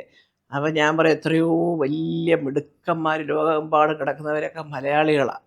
ഈയോടെ അത് ശരി, അവരൊക്കെ ഇപ്പം ഈ സ്പേസിൽ പോയവർ വരെ അമ്പാനിയുടെ സ്കൂളിൽ പഠിച്ചണം, അമ്പാനിയുടെ സ്കൂളൊക്കെ ഇപ്പം വന്നതല്ലേ. അപ്പം അതിനു വേണ്ടിയോ നീ കുഞ്ഞിനെ അപ്പം പറയും ഇല്ലമ്മേ ഇനി വരും. ഇപ്പോൾ കുറേ വർക്കുകളൊക്കെ ബോംബെയിലല്ലേ, അതൊക്കെ കഴിയുമ്പോൾ ഞങ്ങൾ പിന്നെ അവിടെ ഒരു വീട് വാങ്ങിക്കുന്നതിൻ്റെ ഒരു സംഭവം, അതിപ്പം അങ്ങോട്ട് മാറിയിട്ടില്ല. ശരിക്കും ഞാൻ ആദ്യം ഒരെണ്ണം വാങ്ങിച്ചാൽ അത് കൊടുത്തേച്ചായി പുതിയതായിട്ട് വാങ്ങിക്കാൻ നിൽക്കുന്നതൊക്കെ, അത് സെപ്റ്റംബറിലാവും. അപ്പം അത് ഒക്കെ സ്വാഭാവികമായിട്ടും സുപ്രിയയ്ക്കും ഇഷ്ടമാണ്. പുള്ളിക്കാരി അവിടെ അല്ലേ ജീവിച്ചതുമൊക്കെ. അപ്പം അവിടെ ഒരു ഫ്ലാറ്റ് ഇരിക്കട്ടെ എന്നൊക്കെ പറഞ്ഞ് അങ്ങനെ അത് വാങ്ങിച്ചു. അതിൻ്റെ ഒരു കാര്യങ്ങളൊക്കെ ചെയ്യാനായിട്ട് കൂടെ കുഞ്ഞിനെ ഇവിടെ ഒറ്റയ്ക്ക് അമ്മയെ കൊടുത്തിട്ട് പോകുന്നത് ശരിയല്ലല്ലോ എന്ന് പറഞ്ഞ് അവിടെ കൊണ്ടുപോയി ചേർത്ത്. പിന്നെ ചേർത്തത് ഇങ്ങനെ ഒരു സ്കൂളാണ്, ഇനി എന്തുവാ ഏതാന്നുള്ളത് അവർക്ക് അറിയത്തുള്ളൂ. പക്ഷേ ഇവർ 2 ഇവിടെ ഉണ്ട്, പ്രാർത്ഥനയും നക്ഷത്രം. ഇപ്പം പ്രാർത്ഥന ഇപ്പം ഇവിടെ ആണല്ലോ, 2 പേരും ഇവിടെ തന്നെ ഉണ്ട്. അപ്പം അവരെ കാണാം. അലങ്കൃതയെ ഫോണിൽ കൂടെയുള്ള വിളിയേ ഉള്ളൂ, ഹായ് അച്ഛമ്മ, ഇത് തന്നെ. ആ കുഞ്ഞിനെ കണ്ടിട്ട് കുറച്ചു കാലമായി. പ്രാർത്ഥനയുടെ പാട്ട് കോമ്പോസിഷൻ അതൊക്കെ കേൾക്കാറുണ്ട്. അയ്യോ അത് കേൾക്കും. അത് പിന്നെ അവൾ അതിനകത്ത് ഈ പറഞ്ഞതിൻ്റെ രാജുവിൻ്റെ ഡയറക്ഷൻ പോലെ പണ്ട് ജസ്റ്റിൻ ബീവർ എന്ന് പറഞ്ഞ് തുടങ്ങിയതാണ്. ഇപ്പം അവളെ തപ്പിയെടുത്തോണ്ട് വരണം നമ്മൾ പിയാനോയിൽ നിന്നും. ഏതു നേരവും ഒരു മുറിക്കകത്തിരുന്ന് പിയാനോയും ഗിറ്റാറും പാട്ടും ഇത് തന്നെ. ഈ സിനിമ റിലീസാവുന്ന തന്നെ അന്ന് 6 മണി ഷോ കാണുമോ? എന്തായിപ്പോ നമ്മളെ ഇടിച്ച് താഴെ ഇടുവോ വല്ലവരും ഒക്കെ? അതാണ് പേടി. ബാക്കിയെല്ലാം കൊള്ളാം. കാരണം അവിടുത്തെ തിരക്കിൽ അതിപ്പോൾ ഈ പടം തന്നെ ആരുടെ പടം വരുമ്പോഴേക്കും ഫസ്റ്റ് ഷോയ്ക്ക് ഒരു ബഹളം, ഫാൻസിൻ്റെ ഒരു ഇതുണ്ടാവുമല്ലോ. ഇത് പിന്നെ പോരാങ്കിൽ മോഹൻലാൽ പടം, രാജുവിനും ഉണ്ട് കുറേ പിള്ളേർ, ഇതെല്ലാം കൂടെ ആകുമ്പോഴത്തേ എന്തായി പോകുന്നുള്ളൊരു പേടിയുള്ളൂ. ഏതായാലും നാളെ വരും രാജു, വന്നിട്ട് ചോദിച്ചിട്ട് എവിടെങ്കിലും ഒരു തിയേറ്ററിൽ കാണും. ഇപ്പം ഇവരുടെ കൂടെ ഇരുന്ന് കണ്ടില്ലെങ്കിൽ വേറൊരു തിയേറ്ററിൽ പോയി കാണും ഞാൻ പടം. 27 തന്നെ കാണും. പൃഥ്വിരാജിന്റെ ഒരു അധ്വാനം ഉണ്ടല്ലോ മാം. ഇപ്പൊ ഒരു സ്ക്രിപ്റ്റ് കൈ കിട്ടിയിട്ട് അദ്ദേഹം 6-8 മാസം ഒരു സ്ക്രിപ്റ്റിന്റെ മേലെ മെനക്കെട്ടിരിക്കുന്നു. ഒരു ലാപ്ടോപ്പും ഒരു കുറച്ച് പേപ്പറും ഒരു പേനയും പിടിച്ചിരിക്കുന്നു. അദ്ദേഹം അതിന് കൊടുക്കുന്ന എഫേർട്ടും കൂടിയാണല്ലോ നമ്മൾ ഈ സിനിമയുടെ അകത്ത് കാണുന്നത്. അത് നിരന്തരമായിട്ട് അദ്ദേഹം ചെയ്യുന്നത് അടുത്ത് നിന്ന് കണ്ടിട്ടുണ്ടോ എപ്പോഴെങ്കിലും? ആദ്യം ലൂസിഫർ ചെയ്യുമ്പോൾ തിരുവനന്തപുരത്ത് നിന്ന് കുറച്ച് ദിവസം എൻ്റെ കൂടെ നിന്നായിരുന്നു. അപ്പോൾ രാത്രിയിൽ നമ്മുടെ മുരളി ഗോപി അതിൻ്റെ അടുത്താണ് താമസം. അപ്പോൾ അവർ 2 കൂടെ വന്ന് ഇങ്ങനെ കുറച്ച് ദിവസം ഇതിനെക്കുറിച്ചിട്ടുള്ള ഡിസ്കഷൻ കാര്യങ്ങളൊക്കെ ആയിട്ട്. അപ്പോൾ അവനറിയാം ഞാനൊരു 10-10:30 കിടക്കുന്ന ആളാണ്, ഫോണൊക്കെ സൈലൻറ്റ് ഇട്ട് വെച്ചിട്ട്. അപ്പോൾ മോൻ തന്നെ പറയും, അമ്മ എന്തെങ്കിലും ഒരു ഫ്ലാസ്കിനകത്ത് ബ്ലാക്ക് ടീ, ഒന്നിനകത്ത് ബ്ലാക്ക് കോഫി, ഇങ്ങനെയൊക്കെ അമ്മ വെച്ചേച്ച് അമ്മ കിടക്കമ്മേ എന്ന് പറയും. അപ്പം ഞാൻ പറയും മോനെ ഇപ്പം ഞാൻ ഇച്ചിരി ലേറ്റ് ആവാൻ്റെന്ന്. എനിക്ക് ഈ പറഞ്ഞതിൻ്റെ വിട്ട മുരളിയെ വലിയ കാര്യമാണ്. ഞാൻ ഒരുപാട് ബഹുമാനിക്കുന്ന ഒരാളുടെ മകനെന്ന് ഒരു മാത്രമല്ല, മിടുമിടുക്കനായിരുന്നു ചെറുപ്പം. നല്ല എല്ലാ കഴിവുമുണ്ട്. എഴുത്തിന് എഴുത്ത്, സംസാരത്തിന് സംസാരം. അതാണ് ഞാൻ പറഞ്ഞത്, അതൊക്കെ നമ്മൾ ശീലിക്കുന്ന പോലെ ഇരിക്കും നമ്മുടെ വാക്കിൽ വരുന്ന വാചകങ്ങളുടെ ഒരു മാന്യത എന്ന് പറയുന്നത്. അപ്പം അന്ന് കണ്ടിട്ടുണ്ട്. അപ്പം ഞാനിതുപോലെ പറയും, എൻ്റെ ദൈവമേ. അത് കഴിഞ്ഞപ്പോൾ എമ്പുരാൻ ഞാൻ പറഞ്ഞു, ആരും 1 വർഷത്തേക്ക് ഇനി രാജുവിനെ വിളിക്കരുത്, ശല്യം ചെയ്യരുത്. കാരണം അവന് ഉറക്കമേ ഇല്ല. എല്ലാം കഴിഞ്ഞ് 10-11 മണിയാകുമ്പോഴാണ് അവൻ്റെ ലോകത്തേക്ക് പിന്നെ കയറണ്ടേ. അപ്പോൾ വിളിക്കുമ്പോൾ മറ്റേ സൂമിൽ മീറ്റിങ്, മറ്റത് മറിച്ചത്. ഇതൊരു അമ്മ മനസ്സിലാക്കി നിൽക്കുന്ന പോലെ എല്ലാവരും നിൽക്കത്തില്ല. അപ്പോൾ ചിലപ്പോൾ സങ്കടം പറയാം, ഇവിടെ രാജു കണ്ടില്ലല്ലോ ഉണ്ണാന്നൊക്കെ ചോദിക്കും. പക്ഷേ നമുക്കറിയാം ഊണല്ല പ്രധാനം. അച്ഛാ അത് തന്നെ സുഖമായിട്ടും ഒരു പടത്തിൻ്റെ ഒരു ക്ലൈമാക്സ് ഒക്കെ ഷൂട്ട് ചെയ്യുമ്പോൾ വിളിച്ചു കഴിഞ്ഞാൽ മനുഷ്യനിവിടെ അടിയും കൊണ്ട് നമുക്ക് പിന്നെ ഇങ്ങനെ അദ്ദേഹം ഇങ്ങനെയായിരുന്നു, അടിയുണ്ടോ? ആര്? ക്ലൈമാക്സ് ഫൈറ്റ് എടുക്കുവാടി, മനുഷ്യൻ തളർന്നിരിക്കുക, നാളെ രാവിലെ സംസാരിക്കുക. ഇത് തന്നെ അദ്ദേഹം പറയാം. അപ്പോൾ ഇതെനിക്ക് കേട്ട് ശീലമുണ്ട്. അപ്പോൾ എനിക്ക് മനസ്സിലാവും പാവം തളർന്നിരിക്കുകയാണ്. കാരണം രാത്രിയിലൊരു ഫൈറ്റ് തുടങ്ങി ഒരു 7 മണി 7:30 മണിക്ക് തുടങ്ങിക്കഴിഞ്ഞാൽ ചിലപ്പോൾ 2 മണി 2:30 മണി വരെ പോവും. ശാരീരിക ക്ഷീണം എന്തോന്ന് വിചാരം എളുപ്പമാണോ ഇതൊക്കെ? കെട്ടി തൂങ്ങി അങ്ങോട്ട് പോകുന്നത് ഇങ്ങോട്ട് പോകുന്നതൊക്കെ ചാടി മറിഞ്ഞ്. അത് ഇതിനകത്ത് എമ്പുരാനിൽ പറയായിരുന്നു, മോഹൻലാലൊന്നും ഒരു ഡ്യൂപ്പ് പോലും ഉപയോഗിച്ചിട്ടില്ല. അപ്പോൾ അത് എന്നാലും ലാലു എനിക്ക് തോന്നുന്നു അപ്പോഴും ചിരിച്ചുകൊണ്ട് എന്താ മോനെ എന്ന് ചോദിക്കുന്ന ആളായിരിക്കും. അയ്യോ രാജുവിനെയൊക്കെ വിളിച്ചു കഴിഞ്ഞാൽ എന്താ ഞാൻ വിളിക്കാമേ നാളെ വിളിക്കാമേ അത് തീർന്നു, അവിടെ തീർന്ന കാര്യം. അപ്പം പിന്നെ അത് അറിഞ്ഞ് നമ്മൾ നിൽക്കണ്ടേ എന്ന് പറയുന്ന പോലെ ഈശ്വര അവൻ എന്തും മാത്രം ഇതിനകത്ത് മുങ്ങിക്കിടന്നു എന്നുള്ളത് എനിക്കറിയാം. അത് ഒരു പക്ഷേ മുരളിയോട് ചോദിച്ചാൽ മുരളിയും പറയും. രാജു ഒരു ജോലിയിൽ ഇറങ്ങിക്കഴിഞ്ഞാൽ 100% രാജു അതിലങ്ങ് നീന്തി തുടിക്കുന്ന ആളാണ്. ഇരുന്നു അവൻ്റെ ലാപ്ടോപ്പിലിട്ടു, അത് പിന്നെയും വായിച്ചു നോക്കി, ഇങ്ങനെ അത് എന്താ ലൊക്കേഷൻ കിട്ടിക്കഴിഞ്ഞാലോ അവിടെ എന്തെടുക്കുക, ഇവിടെ എങ്ങനെ എടുക്കുക, ഇത് സുജിത്ത് എന്നോട് പറയും. എൻ്റെ പൊന്നെ ചേച്ചി സുജിത്ത് വാസുവിൻ്റെ ക്യാമറ ഞാനെപ്പോഴും പറയും, അയ്യോ സുജിത്തെ നന്നായി, അയ്യോ നന്നായിരിക്കാതെ എന്ത് ചെയ്യും, ചേച്ചിയുടെ മോൻ പറയുന്നതല്ല അതുപോലെ എടുത്ത് കൊടുക്കല്ലേ എന്നൊക്കെ സുജിത്തും. അതുപോലെ സുജിത്തും എടുക്കാനായിരുന്നാലും പുള്ളിയൊക്കെ പറയും. അതുവരെ രാജുവിന് നല്ല തറവാണ്. അപ്പോൾ അതുകൊണ്ട് ഒന്നും നമുക്കൊരു കോംപ്രമൈസ് ചെയ്യാനൊക്കത്തില്ല. എമ്പുരാന്റെ മൊത്തം ഒരു കുടുംബം പോലെയല്ലേ? ആ ശരി, അത് സത്യം. ഒരു കുടുംബം പോലെ എനിക്ക് അതിൽ സന്തോഷമേ ഉള്ളൂ. കാരണം എല്ലാവർക്കും തമ്മിൽ കല എപ്പോഴും പണ്ട് ഞാൻ പറയാം, കല സീനൊക്കെ തന്നോ, ഞാൻ ചോദിക്കത്തില്ല, ഡയറക്ടറോട് കൊണ്ടിരിക്കുന്നത് പൃഥ്വിരാജ്. അപ്പം കല ചിരിക്കും. ഞാൻ പറയും എൻ്റെ കുഞ്ഞെ എല്ലാം വാങ്ങിച്ചറിഞ്ഞ് തന്നാൽ ഞാൻ ചോദിക്കുമ്പോൾ എൻ്റെ അമ്മയും കൂടെ ഇതിൻ്റെ ഇടയ്ക്ക് വന്ന് ഇങ്ങനെയൊക്കെ പറയാം. അപ്പോൾ അതുകൊണ്ട് രാവിലെ വിഷമിക്കേണ്ട, എന്താണെന്ന് വെച്ചാൽ പറഞ്ഞാൽ അത് ഞാൻ രാവിലെ 9:30 മണിക്ക് വിത്ത് കോസ്റ്റ്യൂം അവിടെ കാണുമെന്ന് പറഞ്ഞാൽ ഞാൻ ചെല്ലും. അവൻ മരുന്നതിന് ഒരു 10 മിനിറ്റ് മുമ്പെങ്കിലും ഞാൻ ചെല്ലും. എനിക്കറിയില്ലെങ്കിൽ അവൻ്റെ ടെൻഷൻ ഒന്നില്ലേ അമ്മ വന്നില്ലേ എന്നൊക്കെ ചോദിച്ചാകുമ്പോൾ അപ്പോൾ അത് വേണ്ട. അപ്പോൾ എന്ന് പറയുന്നതിൽ അവരൊരു കുടുംബം പോലെയാണിപ്പോൾ. അതിൻ്റെ ഈ പറഞ്ഞിട്ട് തറവാട്ട് കാർന്നവർ ഉണ്ട്. മോഹൻലാൽ ഈ തറവാടിൻ്റെ എല്ലാ കാര്യങ്ങളും കാർന്നവർക്കും ബാക്കിയുള്ളവർക്കും വേണ്ടി നോക്കുന്ന ഏറ്റവും വലിയൊരു കാര്യസ്ഥനുണ്ട്, ശ്രീ ആൻ്റണി പെരുമ്പാവൂര്. ഇവരൊക്കെ കൂടെ അതൊരു വലിയ കുടുംബമാക്കി എടുത്തിരിക്കുക. അങ്ങനെ തന്നെ ഈ സ്നേഹം ഞങ്ങളൊക്കെ മരിക്കുന്നിടം വരെ അങ്ങോളം നിലനിൽക്കട്ടെ. സത്യം കാരണം എനിക്ക് ഇതൊന്നും ഇനി ആരെങ്കിലും എന്തെങ്കിലും പറഞ്ഞ് തെറ്റി പോകുന്നു എനിക്കതൊക്കെ വലിയ വിഷമമാണ്. കാരണം അത്രയ്ക്ക് സ്നേഹിച്ചിട്ടാണ് അവരൊരു കുടുംബം പോലെ നിൽക്കുന്നത്. ഞാൻ എല്ലാവരോടും പറയുന്നതാണ്, എൻ്റെ സ്വന്തക്കാരോടും ബന്ധക്കാരോടും ഈവൻ മരുമക്കളോട് പോലും പറയും. ഞാൻ പറയും അതിനെ പറ്റിയിട്ടുള്ള സംസാരങ്ങൾ. കാരണം അവനറിയാവുന്നത്ര ഇവർക്കൊന്നും അറിയത്തില്ല. പിന്നെ എന്തിനാണ് നമ്മൾ ഉപദേശിക്കാൻ പോകുന്നത് എനിക്കും അറിഞ്ഞൂടാ. ഈ മല്ലികമ്മയ്ക്ക് ഇപ്പൊ പണ്ടത്തെ പോലെയല്ല, കുറെ രഹസ്യങ്ങൾ കൂടി സൂക്ഷിച്ചു വെക്കണം മകനുമായി ബന്ധപ്പെട്ട്. മകന്റെ പുതിയ സിനിമകൾ അത് പലത് പുറത്തു പറയാൻ പറ്റില്ല. അല്ല ഇപ്പൊ ഈ പടത്തിന്റെ ഒരു രഹസ്യം എനിക്ക് അറിഞ്ഞൂടാ. ഞാനും ചോദിച്ചു ആരാടാ ഷർട്ടിന്റെ പുറകിൽ പടം വരച്ച് ഞാൻ ചോദിച്ചാ. അപ്പോൾ ഇന്ദ്രൻ പറയത്തില്ല, അത് മാത്രം അമ്മയുടെ ഇളയ മോനോട് ചോദിച്ചാൽ മതി എന്ന് ഇന്ദ്രൻ പോലും ഇവിടെയൊക്കെ. ഞാൻ പറഞ്ഞു ആരോ ആവട്ടെ നമുക്കും ഇരിക്കട്ടെ, ഒരു സസ്പെൻസ് പടം കാണുമ്പോൾ അറിഞ്ഞാൽ മതിയല്ലോ എന്ന് പറയും. പക്ഷേ ഇതിന് മുമ്പുള്ള പടത്തിലൊക്കെ അഭിനയിക്കുമ്പോഴും രാജു ഈ പറഞ്ഞ ആദ്യം കുറച്ച് നാൾ മുമ്പൊക്കെ പറഞ്ഞിട്ട് അമ്മ ഇത് വിളിച്ചു പോയിക്കൊണ്ട് നടക്കല്ലേ എന്ന് പറഞ്ഞിട്ടെങ്കിലും പറയും. ഇപ്പം അങ്ങനെയല്ല. കാരണം അവനെ കിട്ടണ്ടേ ഒന്ന് സംസാരിക്കാൻ. ഓടി എവിടുന്നെങ്കിലും കൊച്ചിയിലാണെങ്കിൽ ഞാൻ ഇവിടെ നിന്നാണ് വരും. പക്ഷേ ദോഷം പറയുന്നത് ഇത്രയും തിരക്കുള്ള എൻ്റെ 2 മക്കളും ഞാനന്ന് ആസ്റ്ററിലൊരു സെല്ലുലൈറ്റിസ് എൻ്റെ ഭഗവാനെ, ഞാൻ ഇന്നും ഇതുപോലെ ദൈവത്തിനെ പോലെ കാണുന്ന ആളാണ് ആസ്റ്ററിലെ ഡോക്ടർ ചാൾസ്. അദ്ദേഹമാണ് ഈ പറയുന്ന പ്രശ്നമൊന്നുമില്ല, ഓരോരുത്തർ പറഞ്ഞ് സകല അവയവങ്ങളും എടുത്ത് മാറ്റണമെന്നൊക്കെ പറയും. ഒന്നും സംഭവിച്ചില്ല. സുഖമായിട്ട് ഞാൻ വന്ന് എൻ്റെ ബ്രദർ അമേരിക്കയിൽ നിന്ന് വന്നു.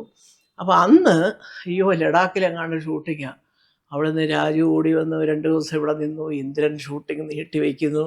അപ്പം ഞാൻ വിചാരിച്ചു ഈശ്വര ഇതുപോലെ എനിക്കിതുള്ള എന്താണ് വേണ്ടത്.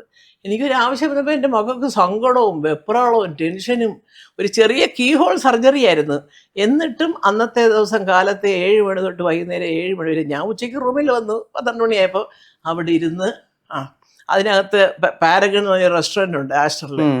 അവിടെ നിന്ന് ഇവർ ഫുഡും ഒക്കെ വാങ്ങിച്ച് കഴിച്ച് സുഖമായിട്ട് വേറെ റൂമിൽ ചെന്ന് അവിടെ ഇരുന്ന് മേ അപ്പോൾ ഞാൻ വിചാരിച്ച കൊച്ചിലത്തെ വിളി ഇങ്ങനെ മേ സുഖമുണ്ടോ കാപ്പി തരട്ടെ, നല്ല കാപ്പി. അപ്പോൾ ഈ പെൺപിള്ളേർ ചോദിക്കേണ്ട ചോദ്യങ്ങളൊക്കെ എൻ്റെ അമ്മക്കൾ ചോദിക്കുന്നുണ്ട്. എനിക്ക് കാപ്പി ഇഷ്ടമെന്നറിയാം. ഞാൻ പറഞ്ഞു. അപ്പോൾ എനിക്ക് കണ്ണ് നിറഞ്ഞു. സത്യത്തിൽ എല്ലാവരും പറയുന്നു ഒന്നിനും നേരെയില്ലെന്ന്. പക്ഷെ ഇന്ന് വരേണ്ട സമയത്ത് വരാൻ അവർക്കറിയാം. ഫ്ലൈറ്റിൽ അന്ന് ഞാനിത് ഉച്ചയ്ക്ക് ഞാനിവിടെ 11 മണിക്ക് നിന്ന് അഡ്മിറ്റായി. വൈകുന്നേരത്തെ ഫ്ലൈറ്റ് 2 പേരും. ഈ മല്ലികമ്മയുടെ ഒരു പിറന്നാൾ ഫംഗ്ഷന് രാജു പറയുന്ന ഒരു വരിയുണ്ട്. അതായത് എൻ്റെ അച്ഛൻ പോയപ്പോൾ ഞാനും എൻ്റെ ഏട്ടനും കാറിനുള്ളിൽ ഇരുന്ന് ആലോചിച്ചിട്ടുണ്ട് എൻ്റെ അമ്മ എന്ത് ചെയ്യും, എൻ്റെ അമ്മ ചെയ്തതാണ് നിങ്ങളിപ്പോൾ കാണുന്നത്. ശരിയാ മോനെ, അതറിയാം. അപ്പോൾ ഒരുപാട് ടെൻഷൻ നമുക്ക് തോന്നും. സുഖത്തിന് സാമ്പത്തികമായിട്ട് ഞങ്ങൾക്ക് എല്ലാം ഉണ്ടാക്കിയിട്ടിട്ടുണ്ടായിരുന്നു. അദ്ദേഹം ഒരു നയാ പൈസ ഈ വലിയ സോഷ്യൽ വിസിറ്റും പാർട്ടി കൊടുക്കലും ഫ്രണ്ട്സിൻ്റെ കൂടെ കറങ്ങലും ഒന്നുമില്ല. ഞാനും ഇപ്പോൾ ഏതാണ്ട് വീട്ടിൽ ഇരിക്കുന്ന ആളാണ്. സുഖേട്ടൻ്റെ കാലം കഴിഞ്ഞപ്പോൾ സാമ്പത്തിക ബുദ്ധിമുട്ട്. കാരണം അത്രയും അദ്ദേഹം കരുതിയിട്ടു. തേക്കടി പോകുന്ന സമയത്ത് അവിടെ ആ റൂട്ടിൽ അവിടെ ഒരു വീട് എടപ്പാടിൽ എടപ്പാളിൽ അത് സുഖട്ടൻ തന്നെയാണ്. അച്ഛൻ മരിച്ചു കഴിഞ്ഞപ്പോൾ അമ്മ പറയും എനിക്ക് വയ്യ മോനെ എന്ന് പറഞ്ഞിട്ട് അത് ഷെയർ ഓരോരുത്തർക്കായിട്ട് കൊടുത്തു. അവിടുത്തെ എല്ലാം വിറ്റെല്ലാവരും അങ്ങോട്ടും ഇങ്ങോട്ടൊക്കെ പോയി. ഞങ്ങൾ കാന്തല്ലൂർ സ്ഥലം ഉണ്ടായിരുന്നു മൂന്നാറിൽ, 3.5 ഏക്കർ സ്ഥലം. അത് എൻ്റെ പേരിൽ തന്നെയാണ് അദ്ദേഹം അത് വാങ്ങിച്ചതും എടുത്തതും ഒക്കെ. പിന്നെ വണ്ടിപ്പെരിയാർ പോകുന്ന സ്ഥലത്ത് പീരുമേടിൻ്റെ അടുത്ത് കുട്ടിക്കാനം, അവിടെ സ്ഥലമുണ്ട്. മദ്രാസിലെ വീട്, തിരുവനന്തപുരത്തെ വീട്, ഊട്ടിയിലൊരു ഫ്ലാറ്റ്, ഇതെല്ലാം അദ്ദേഹം വാങ്ങിച്ച്. എന്തായിരുന്നു അദ്ദേഹത്തിന് വേറെ ആരുടെയെങ്കിലും പേരിലൊക്കെ വാങ്ങിച്ചൂടെ? എല്ലാം 2-3 എണ്ണം ഞാൻ മാത്രം, പിന്നെ ബാക്കി 2-3 എണ്ണം ഞങ്ങൾ രണ്ടുപേരും കൂടെയുള്ള പേരിൽ ഇങ്ങനെയൊക്കെ വാങ്ങിച്ച് ഇട്ട് ഒരു സാമ്പത്തിക പ്രാരാബ്ധത എനിക്ക്. അതുകൊണ്ട് തന്നെയാണ് ധൈര്യപൂർവ്വം ഞാൻ രാജുവിനെയൊക്കെ പിന്നെ പഠിക്കാൻ വിട്ടത്. പഠിക്കട്ടെ, കാരണം എന്തെങ്കിലും ഒരു വീടോ വല്ല നമ്മളൊരു സെക്യൂരിറ്റി ആയിട്ട് കൊടുത്താൽ പോരെ. ആരും താമസിക്കുന്ന പോലും ഇല്ല, വാടകയ്ക്കൊക്കെ കൊടുത്തിരിക്കുന്ന സമയമാണ്. എനിക്കൊരു ഷോക്ക് എന്ന് പറയുന്നത്, ഈശ്വര 15 വയസ്സ്, രാജു 10ാം ക്ലാസ്സിലോട്ട് കയറിയതേ ഉള്ളൂ. കയറുമല്ല ശരിക്കും, ഞാൻ അപ്പോഴാണ് കയറുന്നത് 10th. ഇന്ദ്രനും അതെ ഈ എൻജിനീയറിങ്ങിൻ്റെ ഇതെല്ലാം കഴിഞ്ഞ് അഡ്മിഷനായി. അതുവരെ ചെയ്തിട്ടാണ് സുഖട്ടം പോകുന്നത്, പക്ഷെ ക്ലാസ് തുടങ്ങിയില്ല. അപ്പോഴത്തേക്ക് ഇന്ദ്രൻ, അപ്പം ഞാൻ വിചാരിച്ചു ഇനി ഇവരുടെ ജീവിതം എന്ന് പറഞ്ഞാൽ വല്ലാത്തൊരു പ്രായമാണ്. ഒരു 10-17 വയസ്സ് തൊട്ട് ഒരു 10-22 വയസ്സ് വരെ നമ്മളൊന്നും സൂക്ഷിക്കണം ആൺകുട്ടികൾ. അപ്പോഴാണല്ലോ ഈ കൂട്ടുകൂടലും അതും ഇതുമൊക്കെ. അപ്പം ഞാൻ ആ സമയത്ത് ഞാൻ വളരെ സൂക്ഷിച്ചു നിന്നു. കാരണം എന്നെ ചിലരൊക്കെ അപ്പോഴേ സീരിയൽ അഭിനയിക്കാനും ഒക്കെ വിളിച്ചു, ചേച്ചി ഇനി അഭിനയിക്കുമെന്ന് ചോദിച്ചു. ഞാൻ പറഞ്ഞു 2-3 കൊല്ലത്തേക്ക് എന്തായാലും ഇല്ല, അത് ഏത് തരത്തിൽ വ്യാഖ്യാനിച്ചാലും കൊള്ളാം, അത് ഞാൻ ചെയ്തത് നന്നായി. അത് കഴിഞ്ഞ് ഞാനൊരു 2-3 കൊല്ലം കഴിഞ്ഞ് രാജു ഓസ്ട്രേലിയയിൽ പോയി. ഇന്ദ്രൻ എൻജിനീയറിങ് കഴിഞ്ഞിട്ട് കമ്പ്യൂട്ടർ എൻജിനീയറിങ്, അത് കഴിഞ്ഞ് മദ്രാസിൽ നെക്സേജ് എന്ന് പറയുന്നൊരു കമ്പനിയിൽ ജോലിയായി. അവിടെ ഇരിക്കുമ്പോഴാണ് വിനയൻ്റെ ഉമ്മപ്പെണ്ണ് അഭിനയിക്കുന്നതൊക്കെ. അപ്പോൾ അങ്ങനെയൊക്കെ ആയപ്പോഴാണ് ഇവരായിട്ടുണ്ട് പറയാൻ തുടങ്ങി, അമ്മ ഈ നേരം വെളുത്ത് കുത്തിയത്. അപ്പം എൻ്റെ അമ്മയുണ്ട്, എന്നാലും എൻ്റെ മോളെ ദൈവം നിന്നോട് ഇങ്ങനെ. അപ്പം ഇങ്ങനെ അമ്മയ്ക്ക് ദുഃഖം പറിച്ച് വെച്ചിട്ട് കൂടില്ല. ഇത് കേട്ട് അമ്മയ്ക്ക് ഇല്ലാത്ത അസുഖം വരും.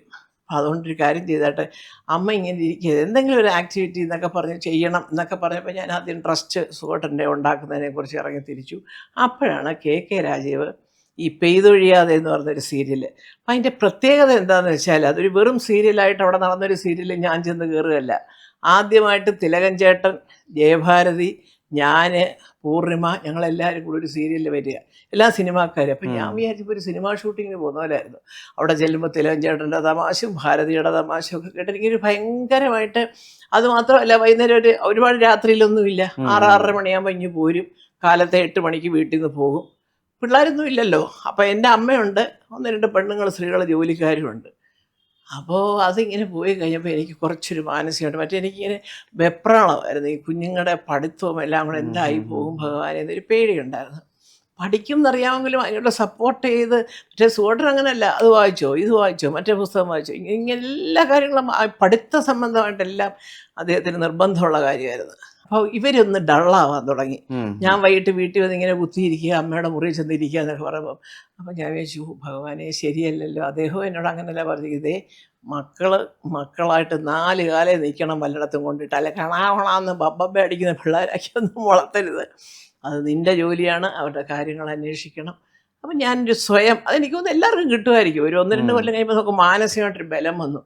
ഈ പിള്ളേരെ ആരും നോക്കൂ, ഈ പറയുന്ന പോലെ അദ്ദേഹം ഇല്ലല്ലോ. പിന്നെ ഞാൻ ഭയങ്കര സ്ട്രോങ് ആയിട്ട് ആദ്യത്തെ പോലെ ഒരു വലിയൊരു ഫ്രണ്ടിനെ പോലെയൊക്കെ പെരുമാറി. അതൊക്കെ അങ്ങനെയൊക്കെ ജീവിതത്തിൽ സംഭവിച്ചത്. അതൊക്കെ അങ്ങനെയൊക്കെ ആ മോനെ ജാതകത്തിലൊരു ദോഷ സമയം എല്ലാവർക്കും ഉണ്ടെന്നൊക്കെ പറഞ്ഞ് ഞാൻ മാറിയതായിട്ട് ഞാനങ്ങ് കാണിച്ചു. അപ്പോഴത്തേക്ക് ഇവരൊരു ശരിയായി. അത് ശരിയായി. ഇന്ദ്രൻ്റെ ഫസ്റ്റ് ക്ലാസ് ഡിസ്റ്റിങ്ഷൻ ഉണ്ടായിരുന്നു എൻജിനീയറിങ്ങിന്. രാജു അപ്പോഴത്തെ ഓസ്ട്രേലിയയിലോട്ട് പോയി. അപ്പോൾ എനിക്കും ഒരു പോട്ടെ മക്കളെ ഓരോ വഴിക്കായല്ലോ എന്നുള്ള ഒരു സമാധാനം. അങ്ങനെ ആ ഒരു ഇതിനകത്തുനിന്ന് പിന്നെ എൻ്റെ സ്ട്രെങ്ത് എന്ന് പറഞ്ഞത് ഇവർ എൻ്റെ 2 മക്കളും കൂടെ എനിക്ക് തന്നതാണ്.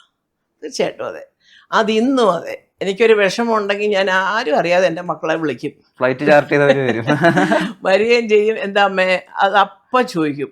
പിന്നെ അവർക്കറിയാം അങ്ങനെ എപ്പോഴും കൊണ്ട് സാമ്പത്തിക സഹായം ഇപ്പം അമ്മയ്ക്ക് ആവശ്യമില്ല എന്നുള്ളത് അറിയാം.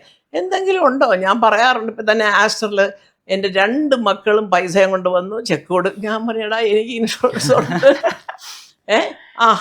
ഇവനെന്തിനാ വെറുതെ ഒരു കാര്യം ഒരുപാടുണ്ടെങ്കിൽ ഞാൻ നേരം ഞാൻ കൊണ്ട് ബാങ്കിലിട്ടുള്ളൂ എന്നൊക്കെ തമാശയൊക്കെ പറഞ്ഞ്. എനിക്ക് ഹെൽത്ത് ഇൻഷുറൻസ് ഉള്ളതുകൊണ്ട് അതങ്ങനെ അങ്ങ് പോകും. പിന്നെ എന്നാലും അല്ല അവിടെ ഭക്ഷണം വാങ്ങിച്ചതോ അതോ ഇതൊക്കെ അതിന് പോലും എന്നെ കൊണ്ട് അങ്ങനെ ചിലവാക്കിപ്പിക്കാറില്ല പിള്ളേർ. അപ്പോൾ അത് അങ്ങനെയൊക്കെ നമ്മുടെ ആവശ്യത്തിന് നിൽക്കുന്ന കുഞ്ഞുങ്ങൾ നമുക്കൊരു ദുഃഖം വരുമ്പോൾ അടുത്ത പ്ലെയിനിലെത്തുന്ന മക്കള് ഇതുപോലെ ദൈവം തരുന്ന ഒരു അനുഗ്രഹം, ഇത് കൂടുതലില്ല. നീയൊക്കെ ഇവിടെ വന്നിട്ട് തന്നെ നോക്കിക്കൊണ്ടിരുന്ന പറഞ്ഞാൽ അവരെങ്ങനെയാ ജീവിക്കുന്നത്? ഈ രണ്ട് മക്കളും സംരംഭകരാണല്ലോ, രണ്ടുപേരും സ്വന്തമായിട്ട്, അതായത് അവരുടെ ഭർത്താവിൻ്റെതല്ലാത്ത ഒരു ഐഡന്റിറ്റിയിൽ നിൽക്കുന്ന സ്ത്രീകൾ കൂടിയാണ്. അതിന് എപ്പോഴെങ്കിലും മല്ലികമ്മ ഒരു ഉപദേശമായിട്ടോ ഒരു ഇൻസ്പിറേഷൻ ആയിട്ടോ രണ്ടുപേരും, അതായത് ഇപ്പൊ അതല്ല പൂർണിമ സ്വന്തമായിട്ട് ഒരു ഫേം തുടങ്ങി, പൃഥ്വിരാജ് പ്രൊഡക്ഷൻസ് മൊത്തം ഹാൻഡിൽ ചെയ്യുന്ന സുപ്രിയാണ്. അങ്ങനെ മല്ലികമ്മയുടെ ഭാഗത്തുനിന്ന് ഒരു ഉപദേശം അല്ല, എനിക്കുള്ള ഒരു ഉപദേശം എന്ന് പറഞ്ഞാൽ എനിക്ക് രണ്ട് മരുമക്കളോടും ഇങ്ങനെ തുടരാവൂ. അല്ലാതെ അവരുടെ ഐഡന്റിറ്റി വേറെ എന്തോ ആണെന്നൊരു ധാരണ ആർക്കെങ്കിലും ഉണ്ടെങ്കിൽ അത് തെറ്റാ. അങ്ങനെ അവരാരും ഇല്ലാത്ത ഒരു ഐഡന്റിറ്റി ഉണ്ടാക്കാൻ ശ്രമിക്കുന്ന പെൺകുട്ടികൾ അതൊക്കെ ഉണ്ടാക്കിയിട്ടേ കല്യാണം കഴിക്കാവൂ. കല്യാണം തീരുമാനിച്ച് സ്നേഹിച്ച് കെട്ടിക്കഴിഞ്ഞിട്ട് പിന്നെ നമ്മൾ ഐഡന്റിറ്റി ഉണ്ടാക്കാനായിട്ട് വേറൊരു ജോലി എന്ന് പറയുന്നത് അത് പൂർണ്ണ കറക്റ്റാ. കാരണം പുള്ളിക്കാരത്തിയുടെ പ്രാണയ്ക്കകത്ത് പുള്ളിക്കാരത്തി തന്നെ ഡിസൈൻ ചെയ്ത് വരച്ച്, അപ്പോൾ പ്രൊഡക്ഷൻ ഏൽക്കുമ്പോൾ സുപ്രിയയ്ക്ക് നല്ല ജോലിയാണ്. അപ്പോൾ ചിലപ്പോൾ അങ്ങ് തളർന്നിട്ട് ചിലപ്പോൾ മുൻചുണ്ടിയൊക്കെ വരുവെച്ചില്ലേ, അപ്പം ഇതെല്ലാം കൂടെ ആ കൊച്ചിനെ ഏൽപ്പിക്കാതെ അതാണ് അതിനാകെപ്പാടെ തളർന്ന് കിടക്കുക. അല്ലല്ല, അതൊക്കെ വേറെ ആൾക്കാരുണ്ടെന്നൊക്കെ പറഞ്ഞാലും എനിക്ക് എൻ്റെ മരുമക്കളോടും കൂടെയുള്ള ഉപദേശമാണ്. നിങ്ങളുടെ ഐഡൻറ്റിറ്റി, ഇപ്പം എൻ്റെ ഐഡൻറ്റിറ്റി ഏറ്റവും വലുത് എന്താണെന്ന് ഞാൻ പ്രസംഗിക്കാൻ പോകുന്ന കോളേജുകളിൽ ആമ്പിള്ളേർ ചോദിക്കാറുണ്ട്. ഞാൻ പറയാം മോനെ, എൻ്റെ ഏറ്റവും വലിയ ഐഡൻറ്റിറ്റി മിസ്സസ് മല്ലിക സുകുമാരൻ. പിന്നെ ശേഷം വന്നതാ ഇന്ദ്രജിത്തും പൃഥ്വിരാജും ഒക്കെ. അദ്ദേഹം തന്നേച്ച് പോയതാ, അല്ലാതെ അവരുടെ കെയർ ഓഫിലല്ല ഞാൻ അറിയുന്നത്. ഇന്ന് എൻ്റെ മരുമക്കളുടെ കെയർ ഓഫിലും അല്ല ഞാൻ അറിയുന്നത്. അത് ഞാനായിട്ട് പിടിച്ചു വാങ്ങിച്ച ഐഡൻറ്റിറ്റി അല്ല.